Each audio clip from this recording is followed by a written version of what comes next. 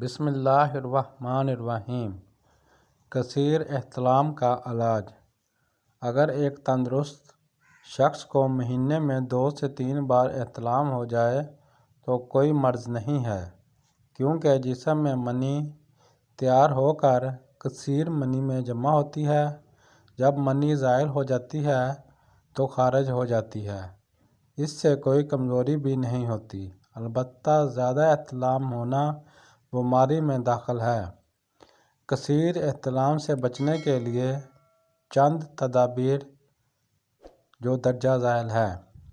Number 1، مریض کو چاہیے کہ پیشاب کر کے سوئے، اور بہتر ہے کہ باوضو سوئے اور صبح کو بہت جلد بستر چھوڑ دے۔ دیر تک سونا مضر ہے۔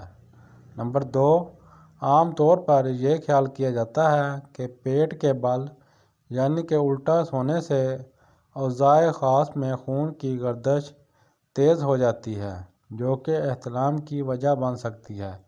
اس لیے یہ تجزیہ کیا جاتا ہے کہ احتلام کا شکار افراد پیٹ کے بل سونے سے گریز کریں اور دائیں کروٹ سوئیں۔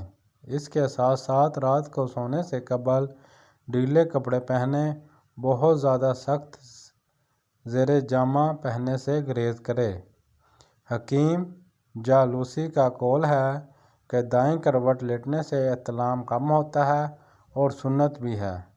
رات کا کھانا کھانے سے قبل کم سے کم 2 گھنٹے پہلے کھانا چاہیے۔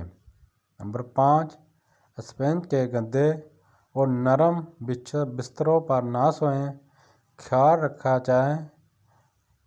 خیال پاک رکھیں اور فحش وغیرہ نہ دیکھیں، کیونکہ ویڈیو دیکھنے سے آپ کے دماغ میں اس کے متعلق خیالات چلتے رہتے ہیں جو کہ شہوت انگیز خوابوں کی نظیر بن جاتے ہیں، جس سے احتلام ہوتا ہے۔